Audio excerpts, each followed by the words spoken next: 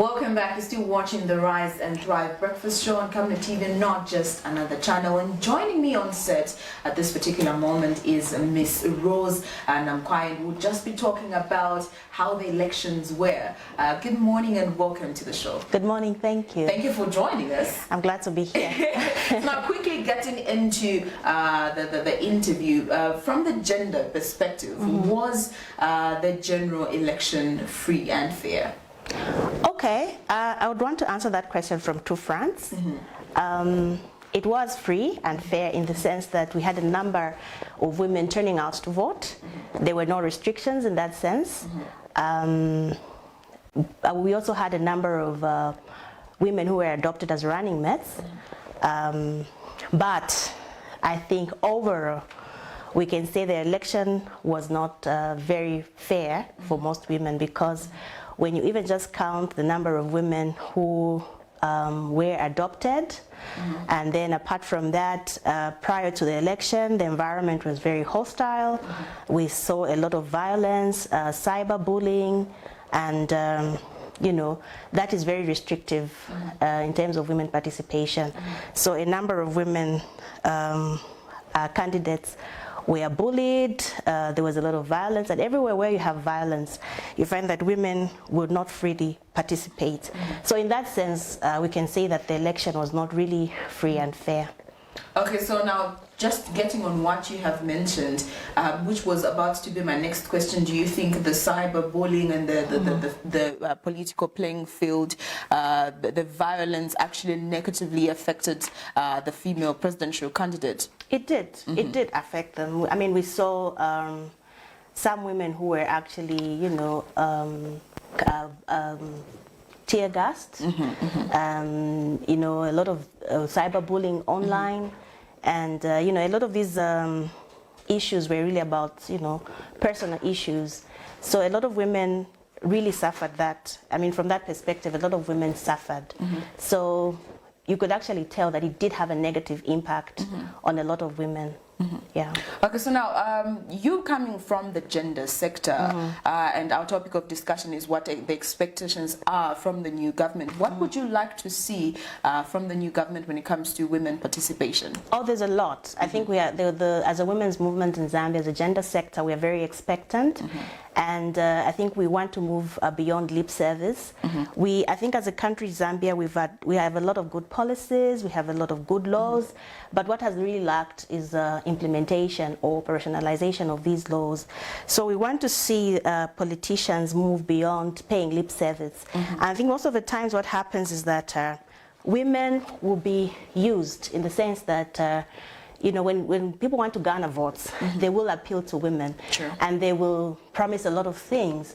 But when it comes to fulfilling these promises, a lot of people just begin to play a blind eye. So we have, luckily we have a female vice president, the second, and that's a very good, I mean, it's a plus on our part. But we really want to see that a lot of these laws, policies are operationalized. We want to see the Ministry of Gender well funded. I think apart from everything else, we want to see accountability mechanisms for gender. I think it's very important that as a country we begin to be accountable for gender, because most of the times people will promise certain things and they'll not do them. And I think I'm happy that we are seeing the discourse has changed now. The new incoming government is talking about accountability, and I think we want to see accountability for gender in this country. So we want to see institutions that support gender or support women strengthened. We want to see the environment of civil society organizations, you know, relaxed, so that people can voice out and people are able to air whatever it is that they think is going wrong. I think that is what we are looking forward to seeing. And then we also want to see strengthened systems in terms of women's economic empowerment. So a lot of women, for example, the national programs like the FSD programs, where women, farmers get inputs. You find that there is no data that shows how many women farmers benefit from the FSD program. So we want to see that all those things are strengthened. A lot of women begin to get inputs, because mind you, half of the, I mean, like 50% of the food that we consume at household level is grown by women, small-scale farmers. True. But when you look at, we want to find out like how many women are benefiting from these programs, you won't even get the data. Yeah.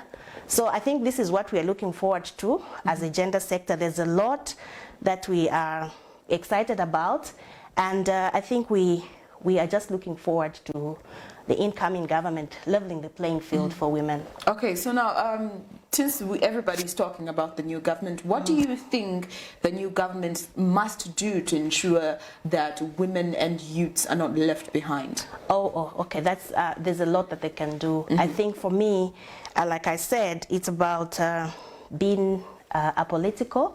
I know that we are dealing with politics, but really, when you look at how people voted, the youths came in mass, and I think also they're expecting a lot from this government. So when you talk about empowerment, we don't want a situation where only a certain cadre of youths are benefiting. We want to see that there is equal participation. It doesn't matter whether you belong to a different political party. I think you should be free to access whatever, to eat part of the national cake. And for example, youth inclusion, where the youths really did come out in mass, and I think the expectations there are so great. And so we want to see strengthened participation of youth. We want to see that youth are given the platform to be entrepreneurial and given access to finances and also just opportunities. I mean, we are not looking for handouts. I think we are at a place where we have qualified young people who are ready to take up the challenge, and but they have to be given those opportunities, and those opportunities have to be provided equally and equitably. Whether they are female youths, whether they are male youths, everybody's supposed to be free to access. And we also want to see a place where their voice is heard. Just as they did cast their votes in numbers, their voices must not be stifled. I think that's very important, both for women and youth. So we want to see financial inclusion enhanced in terms of really just bringing about strengthening policies and supporting organizations that are promoting youth participation. There are a lot of organizations that are working to support women's participation, youth participation, but there's very little support in terms of, from government. So we want to see that government is receptive to these organizations that are providing support to the young people. But more so, I think it all comes back to issues of accountability. Everywhere where there's less corruption, you find that there'll be enough resources to go around. So I think we are looking forward as a women's movement and as people that are working with young people, the youth, to see that all these things are put in place. Looking at our era, we've got so many non-governmental organizations and gender ministries. Do you think the gender ministries are actually relevant and can cause gender equality in Zambia? Oh, the Ministry of Gender is very relevant. I think it's one of the ministries that has really been not so well understood, and I'm hoping that the new government will take time to understand the role that the Ministry of Gender is supposed to play, and it is very relevant, I think, because in terms of review of policies, in terms of review of laws, and ensuring that we have accountability mechanisms for gender. But also I think in the Zambian constitution we have a provision for establishment of the National Gender Equality Commission. And I think this is very important because this is a commission that is supposed to play an advisory role to government beyond the policies. So we want to see that there is the National Gender Commission is operationalized, and also increased funding to the Ministry of Gender. I think one of the issues that has really affected the ministry is there's very little funding. And I know that priority is given to other sectors, but you should understand that a national development which is not gender responsive will not be sustainable. So we are looking forward to increased funding and also enhanced human resource to the Ministry of Gender, technical resources, not just taking people who are not really qualified, but people who are qualified and understand what it means, for example, to do a gender analysis of the past election and give advise the government the next time we are conducting elections, maybe this is what we need to do. Yeah, so I think those are some of the things that we are looking forward to. And I want to say that the Ministry of Gender is very, very relevant. Yeah. Okay, so what can the churches do to make sure that the political environment in Zambia is conducive for women to participate in? The church is very key, I think, and I want to appreciate a number of church leaders that came out and spoke against the violence that we saw during the elections or even before elections. But I think the church is supposed to speak for the vulnerable, and we know that in this country the women are vulnerable, the children are vulnerable, and even the young people are. So we want to see a church that is united against violence, a church that is united against tribalism, and generally a church that speaks for the voiceless. And also, in that regard, they should be able to offer good advice and make sure that the playing field, political playing field, economic playing field, social playing field is leveled. I think that's very, very important. It's unfortunate that, of course, there were a number of church leaders that rose and spoke against the tribal rhetorics that we saw during the election campaigns, but a number of them were actually very quiet. At a time that we expected the church to speak out against such vices, a number of them unfortunately were very, very quiet. So we are actually looking forward to ensuring that the church rises up to the occasion and takes up the stance and speaks for the vulnerable. That's very, very critical. Okay, so now since everybody's talking about the elections, how they were, and the new government soon taking their seat, we're looking at members of parliament, the ones that were voted in the office, reducing from 20 to 16.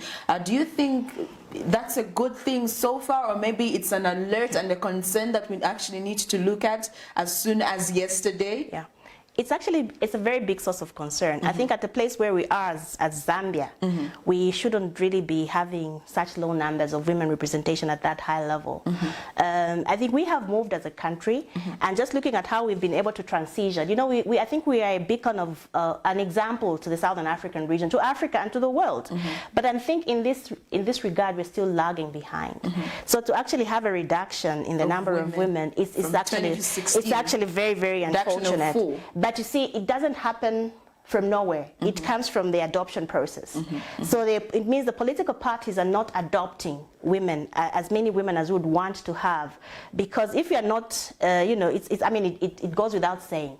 If you have very few women standing, it means very few will be adopted. So we want to see a situation where political parties engender their manifestos, they come up with deliberate policies that are going to promote women participation, and also leadership development programs for women, so that by the time we are coming to an election, for example, we have a cadre of women that we can actually, rely on and say, okay, we have these people that we are going to float as our candidates. But as things are right now, a number of political parties, their manifestos are very silent about that. The affirmative action, deliberate promotion of women to stand in certain positions. And I think even at adoption level, adoption is very political. A number of women who wanted to stand were left out. And then because also they don't have a lot of resources, adoption processes, sometimes we hear that they are marred with a lot of corruption, where people have to pay a lot of money. Just participating in an election is very expensive.